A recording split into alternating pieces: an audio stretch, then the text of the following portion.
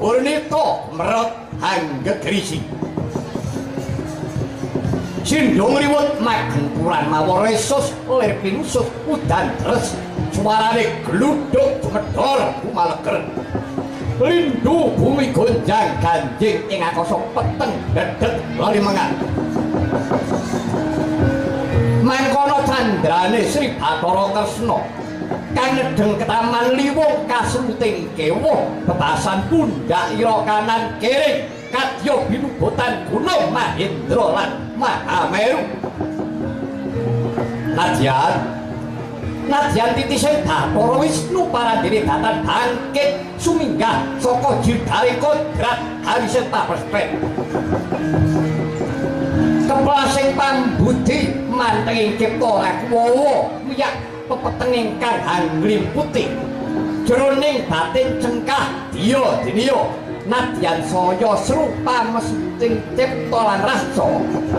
nurakawawa gayuh ning malah saya ngombro-ombro karo banru beda satemah konus jatine Wisnu miwah Kresna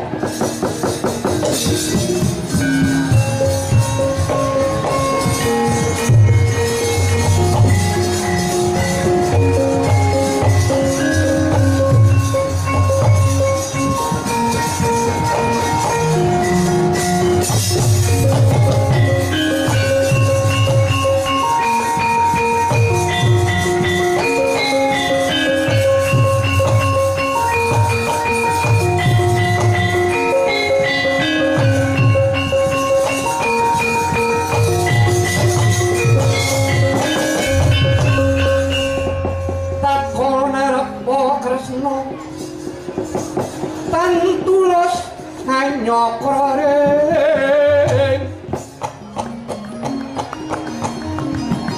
Arsiwa Raja Nawi Suta kang munggah kekaring rata